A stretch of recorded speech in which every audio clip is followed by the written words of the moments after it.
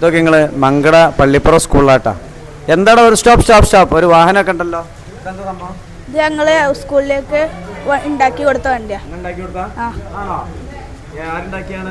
മൂന്നാളും കൂടെ.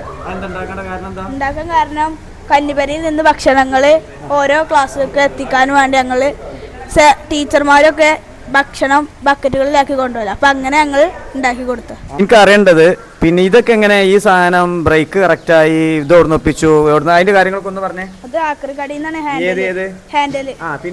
പിന്നെ എന്താ കമ്പിയൊക്കെ ആപ്പ കമ്പനിയിൽ നിന്ന് കൊടുക്കുന്നു. പിന്നെ പെയിന്റും ഇതൊക്കെ ഇവിടെ നിന്ന് വാങ്ങി അങ്ങനെ ഉണ്ടാക്കി. പിന്നെ ടയറൊക്കെ ഞങ്ങൾ പീടിയിൽ നിന്ന് വാങ്ങിയാണ്ട്. പിന്നെന്താ ഈ ബ്രേക്കൊക്കെ ആദ്യം തന്നെ വാങ്ങിയപ്പോ കുറച്ചൊക്കെ നല്ല പവർ ഉണ്ടായിരുന്നു. അപ്പൊ ഞങ്ങള് ഇത് നോക്കിയെടുത്താണ്. എന്നിട്ട് പിന്നെ ഞങ്ങള് ഒന്നും പാടിയും കട്ടൊക്കെ മാറ്റിയപ്പോത്തിന് നല്ല പവറായി. പിന്നെന്താ ഞങ്ങക്ക് പിന്നെ വേറൊരു സംശയം ഉണ്ടായിരുന്ന കാര്യം, ഇത് ഈ ബാക്കിലുള്ള ഈ ടയർ എങ്ങനെ വെക്കാന്ന്. ഞങ്ങള് മറ്റേ വണ്ടിക്ക് വേറൊരു മോഡലിലേന് വെച്ചീനെ, എന്നിട്ട് പിന്നെ വേറെ മോഡലിലേന് വെച്ചീനെ. അപ്പൊ ഇതെങ്ങനെ വെക്കണ്ടെന്ന് ഒരു ചെറിയ സംശയം ഉണ്ടായിരുന്നു. എന്നിട്ട് പിന്നെ ഞങ്ങള് മൂന്നാളും കൂടി ചർച്ച ചെയ്ത് കണ്ട് അങ്ങനെ ഇങ്ങനെ ഒരു തീരുമാനം. അത് ഉണ്ടാക്കാൻ വരുമ്പോൾ ഇങ്ങനെ അങ്ങനെ വെച്ചാൽ റെഡി ആവില്ലല്ലോ, ഇങ്ങനെ വെച്ചാലാണ് റെഡി ആവുക ഓരോന്ന് പറയും. പിന്നെ ഞാൻ ചോദിക്കട്ടെ, അന്ന് ഫസ്റ്റ് വീട്ടിലേക്ക് ഒരു വാഹനം ഉണ്ടാക്കിയല്ലോ, ഈ തേങ്ങയും മറ്റേ സാധനം കൊണ്ടുപോകാനേ. അന്ന് ഉണ്ടാക്കിയപ്പോൾ ഒരു പക്ഷേ വീട്ടുകാരോ അല്ലെങ്കിൽ കുടുംബക്കാരോ അല്ലെങ്കിൽ നാട്ടുകാരോ അയൽവാസികളോ സുഹൃത്തുക്കളോ ഒക്കെ ചിലപ്പോ ചില ആൾക്കാർ ഇതായിട്ടില്ല വിജയിക്കോ ഇല്ലേ എന്നുള്ള സംശയം ഉണ്ടായിരുന്നോ?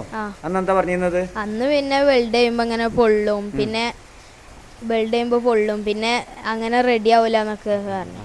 ഇപ്പൊ ഇത് പിന്നെ ഇത് ഉണ്ടാക്കിയപ്പോ നല്ല സപ്പോർട്ടാണ്. എന്താ MLA പറഞ്ഞത്? MLA ഉഷാറായിക്കണു.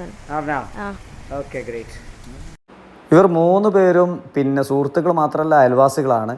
അവരുടെ വീടുകളിൽ അവരുടെ ഉമ്മമാർ പിന്നെ തേങ്ങ മറ്റ് വിറകൊക്കെ കൈകൊണ്ട് ഇപ്പോൾ ജോലി ചെയ്യുന്നത് കണ്ട് അവർ പറഞ്ഞു ഞങ്ങളൊരു വണ്ടി ഉണ്ടാക്കി തരാറുണ്ട്. അങ്ങനെയാണ് ആദ്യ വണ്ടിയിലൂടെ വൈറലായി. ഒരാൾ അതിലൂടെ ആ വണ്ടി കണ്ടുപിടിച്ചതിന് ശേഷം സ്കൂളിൽ അത് വെച്ചിട്ട് പത്രത്തിലൊക്കെ വന്നപ്പോൾ സ്കൂൾ ലീഡറായ ആളാണ്.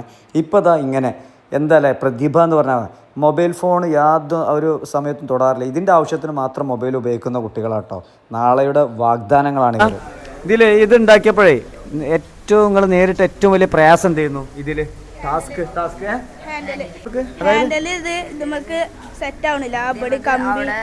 കമ്പി ഇതിന്റെ ഉള്ളിൽ കേറണില്ല. കാണിച്ചു കൊടുക്ക് പ്രഷർ. ഈ കമ്പിന്റെ ഉള്ളിൽ കേറണില്ല. ഹാമർ കൊണ്ട് അടിച്ച് ഒക്കെ ഉള്ളിലേക്ക് കയറ്റില്ലേ? നിങ്ങളെ ഡിസ്കഷൻ ഒക്കെ എപ്പോഴാണ് നടക്കാറുള്ളത്? ഞങ്ങൾ ഇങ്ങനെ വൈകുന്നേരം വെറുതെ ഇരിക്കുമ്പോഴോ അല്ലെങ്കിൽ പിന്നെ ഉണ്ടാക്കാനൊക്കെ ഒരുങ്ങണ നേരത്തൊക്കെ. ഇനി പിന്നെ ഇത് ആദ്യം മാഷ് പറഞ്ഞപ്പോ നിങ്ങൾക്ക് എന്തെങ്കിലും പ്രശ്നം തോന്നിയോ? അതൊരു പ്രയാസം തോന്നിയോ? ഒന്നുമില്ലല്ലേ? ഏറ്റെടുക്കുക തന്നെയാണ്. ഇനിയിപ്പോ എന്തെങ്കിലും നിങ്ങൾ എന്ത് അടുത്ത ലക്ഷ്യം എന്തായിരിക്കും നിങ്ങളെ? ഇപ്പൊ വലിയൊരു മറ്റേ വണ്ടി ഉണ്ടാക്കിയില്ലേ, വേറൊരു വണ്ടി വീട്ടിലുള്ള അതേപോലത്തെ ഒന്നും പാടി ഒന്ന് സെറ്റപ്പ് ആക്കിയാണ്ട് അതിന് ഇലക്ട്രിക്കോ മോട്ടറോ അങ്ങനെ എന്തെങ്കിലുമൊക്കെ വെച്ച് കണ്ട് റെഡി ആക്കാനൊക്കെ. ഐഡിയ പിന്നെ യൂട്യൂബിൽ വെക്കും, പിന്നെ ഞങ്ങളുടേതായ രീതിയിലൊക്കെ മാറ്റം വരുത്തിയാണ്ടൊക്കെ ചെയ്യും. ഷമ്മാസ്, അദ്നാൻ, നബ്ഹാൻ. എത്ര ക്ലാസ്സിലെ മൂന്നാളോ? 7ാം ക്ലാസ്സിൽ. ഏഴിലാണല്ലേ? നമുക്ക് HMന്റെ പേര്. സാറാ പേരെന്തായിരുന്നു? എന്റെ പേര് വിനോദ് കുമാർ. ഈ സ്കൂളിന്റെ പേരെന്ന് പറഞ്ഞിട്ട് GUPS മങ്കടപ്പള്ളിപ്പുറം. എന്ത് തോന്നുന്നപ്പോ? ഇപ്പൊ ഈ കുട്ടികള് ആണ് ഈ വണ്ടി ഉണ്ടാക്കിയത്. അത് നമ്മുടെ സ്കൂളില് ഉച്ചഭക്ഷണത്തിന് 4 ബിൽഡിങ്ങിൽ ഇത് എത്തിക്കാൻ സാധിക്കും കേട്ടോ. ഓക്കെ കേട്ടോ. സെലിം സാറേ എന്ത് തോന്നുന്നു? വണ്ടി ഉണ്ടാക്കിയതോടുകൂടി എല്ലാവരും ആവേശത്തിലാണ്. ഇന്നലെ അതിന്റെ ഉദ്ഘാടനം കഴിഞ്ഞു. അപ്പൊ കുട്ടികൾ ഇവരെ ഫ്രണ്ട്സ് എല്ലാരും കൂടെ കൂടിയിട്ടാണ് പോയി കൊണ്ടെടുക്കുന്നത്. സ്കൂളിൽ വലിയൊരു മാറ്റം വന്നല്ലേ? ഭയങ്കര സന്തോഷമുള്ള കാര്യമല്ലേ? ഒരുപാട് സന്തോഷം. കുട്ടികളെല്ലാരും ഒരു ആഘോഷമാക്കി എടുത്തു സലീം സാർ പറഞ്ഞപ്പോൾ.